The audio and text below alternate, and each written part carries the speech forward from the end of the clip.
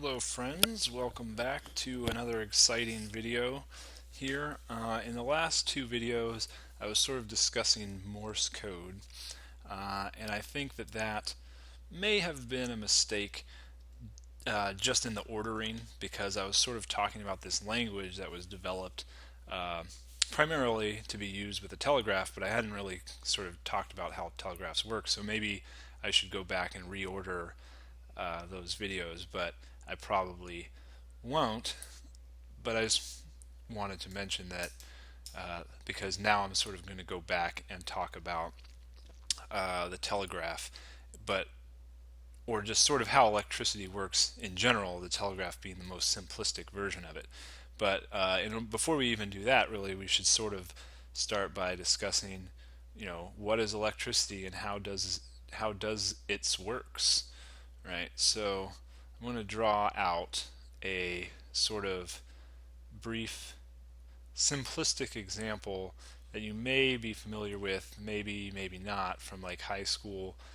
I know a lot of schools do sort of little projects like this. That is supposed to be a light bulb, but that is a terrible, terrible light bulb. And this is a battery over here, and I'm going to connect my battery to my light bulb via a copper wire, and then I'm going to have another copper wire coming off of the other end of the light bulb, and then another copper wire off my negative side of my battery that's not quite touching this wire here.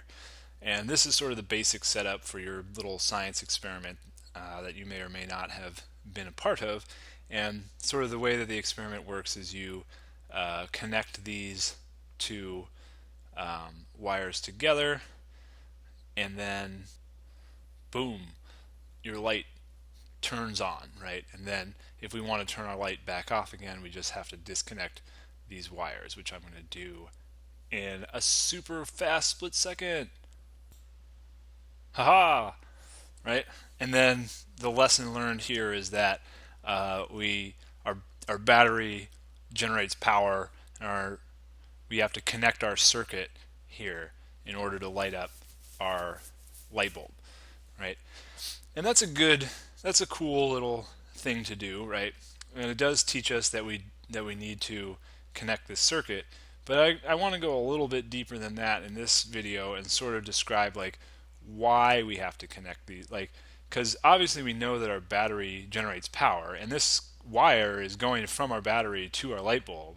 So why isn't our light bulb lighting up? Like, why does it have to be connected to both sides of the battery? And the reason that is has to do with the way that electricity works. And in order to understand that, we're going to have to go sort of into a little bit of basic chemistry. So I'm going to draw what hopefully turns out to not be a horribly drawn, lithium atom. I'm just sort of picking lithium randomly, though I think that there are lithium batteries.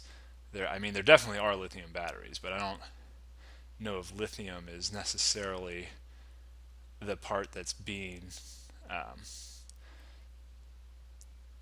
used, or if it's used in the reaction, or if it's the result of the reaction. But it doesn't really matter for our purposes, because I'm drawing 3 protons and 3 electrons, right? And no neutrons, even though neutrons exist, right? But neutrons are neutral, right? So protons are positive, right? Plus sign. And neutrons kind of sounds like negative, right? But it's new. I got sidetracked. Neutrons are neutral, right? So they have no charge, which is why, going off, which is why I'm ignoring them. I'm ignoring neutrons because they have no charge, so they're not important to what we're doing, right? But I am drawing electrons because electrons have a negative charge, So when we're talking about positive and negative charges, we're just saying it's kind of like magical because we don't really know. I mean, maybe some quantum physicists know. I shouldn't say nobody knows, but when we're talking about positive and negative subatomic particles, we're just talking about these particles that are sort of opposite to each other in some manner. So if you think of like a number line with 0 in the middle, right? Positive numbers are generally greater than 0. I shouldn't say generally, they're always greater than 0. And negative numbers are always less than 0, right? So we can think of our protons as sort of being a plus 1. Every time we have a proton in our atom, we're sort of having a plus 1 charge, and every electron in our atom gives us a negative 1 charge. So in this case, with our lithium here, we have 3 protons, and then we have 3 electrons, orbiting around the outside. So we end up with 0. 3 minus 3 is 0. So we're sort of in an equilibrium, right? We have no charge here, which is the desired state, it turns out, of atoms. I mean, I shouldn't. It's not like they are desiring it, right? Like they don't think or anything, but just sort of the natural laws dictate that they'll gravitate towards that state. So, but that doesn't mean that they're always in that state. There are reactions and things that can cause them to have a positive or a negative charge. So that's what people who design batteries are sort of doing on purpose, right? And there are different kinds of batteries. There are lithium batteries and alkaline batteries, but they all sort of share this trait where they have a positive end and a negative end. And what's happening is they've got these chemicals in here that are causing reactions, right? And these reactions are resulting in atoms that, let's say, this guy, right? He's got 3 protons, but he's only got 2 electrons, right? So he's plus 3 minus 2, which is obviously going to be plus 1, which is a positive charge, right? So he's positively charged, but he doesn't want to be positively charged. He wants a third electron so that he can be neutral, so that he can be in equilibrium. And then down here, we've got more atoms being generated by different reactions that's a terrible orbit. Sorry about that, but I'm not going to go back and fix it because it doesn't really matter, right? I'll just draw them up here so that we can see them. So we have 4 electrons in this one. We still have 3 protons, so we still have plus 3, but now we have minus 4, which means we end up with minus 1, which is negative. So left to their own devices, if this atom and this atom happen to cross each other, like this is such a pretty atom and this is such a poorly drawn one. But if these 2 atoms met up in the wild, this guy'd be like, dude, can you spare me an atom? Or can you spare me an electron? I'm missing one. And this guy's like, I have too many. Let me give you one of mine, right? And they would just sort of swap. But that's obviously not the desired effect of a battery, because that wouldn't be powering anything. That would just be a battery, atoms in a battery changing their electrons around.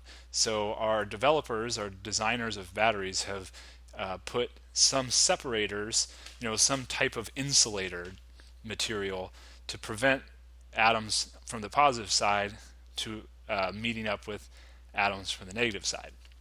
So these guys are sort of ready to go though, right? Like these guys are trying to grab some atoms, trying to grab some electrons, and these guys are trying to give away some electrons. So all they need is a path to accomplish that mission. And what we've done up here is we've provided them with exactly that path, right? So when we connect this, which I'm going to do again, right now our negatively charged atoms who have too many electrons can transfer their electrons all the way along this path through this light bulb, which the light bulb is actually sort of the least interesting part of the whole thing, because all a light bulb is a bulb, a glass bulb with a very thin wire in here, thin type of wiry thing that has electrons traveling through it because it's part of this path. Inside here you can't see, but this is coming in here and this is sort of going out there, right? That's not exactly how it works, but essentially, right, there's actually a like a little, you might have noticed, little bottom thing on the bottom of your light bulb. So like this and this are not actually touching. So to get from this wire to this outer shell, to get out here, it has to go through here. But essentially it's all these electrons are flowing through this very thin wire and it's heating it up, right? Because there's a lot of electron transfer going on. So that heat that's being generated is making it glow, and that's how a light bulb works. But what's really interesting, right, is that these electrons are flowing all the way through here into the positive place where they're needed, right? So that seems great, but obviously there's a little more to it than that, because if all we needed to do was just create a path, then we could use any old material, right? We could tie some yarn onto a battery and light up a light bulb with it. And obviously that's not the case, right? We need to have, whether it be copper or some sort of special type of metal wiring, silver is a good conductor as well. So what's going on with the copper? Why is copper good? Well, it turns out that copper has some interesting chemical properties as well. Copper's right here, but actually the thing I wanted to pull up first was this, right? This is a copper atom, because obviously I'm not going to try and draw a copper atom. I could barely draw a small one, and this one has 29 electrons in it. But because of the way that the valence electrons work out, sort of the ordering, it ends up with only one single electron in its most outer shell.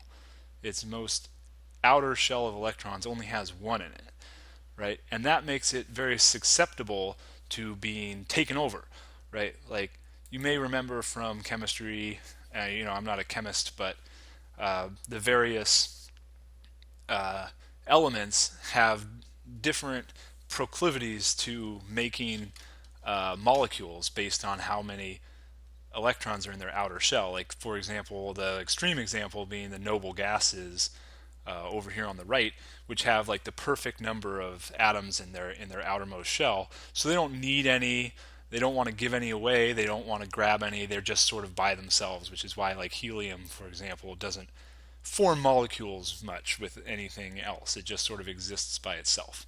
Whereas hydrogen tends to form molecules with everybody because he's looking for an extra electron. So copper only has this one electron, so he's very susceptible to not only to forming molecules with elements that need one electron, but also to just getting straight electron jacked, essentially. And so what's happening is these atoms up here that are positive, they need electrons, and they see these copper guys that are right here nearby, and they're like, oh, we were going to take your electrons, right?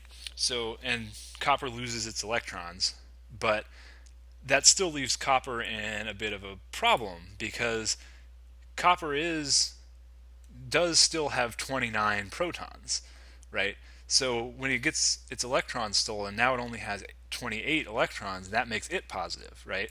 So now these guys are grabbing electrons, but that's making all these little copper wires all positive along here. So what they do is they go and they grab an electron from the guy behind them, and then he grabs one from the guy behind him, and he grabs one from the guy behind him, and obviously that keeps going all the way until they get to here, where these guys have plenty of electrons to spare. So they're handing out electrons to all these copper guys, and that's fine, except that by the time that these guys are handing electrons to these copper guys in the back, these guys are stealing new electrons from these copper guys in the front. So they've got to continue the whole cycle over again. So what we end up with is sort of this constant flow of electrons, where these guys are giving electrons to the various coppers, and they're passing them up through this whole circuit until they get here where they're needed. So we've got this constant flow of electrons from the negative side to the positive side, which is why it's called electrical current, right? Because it's flowing through. Until obviously the chemicals that are in the battery get all used up, right? If they're no longer producing positive and negatively charged elements here, then there's no more demand for electrons on this end, and there's no more desire to get rid of electrons on this end, so they sort of stop transferring them, and that's when your battery dies, and you have to get a new one or recharge it or whatever. But that's essentially how electricity works. In This is obviously a very simple example, but it is nice, right, to have lights that light up better than candles or lamps, oil lamps, right? So it's good to have, but using these same basic principles, we are going to go forward and build much more complicated machineries in the next couple of videos. So stay tuned for that, good sirs.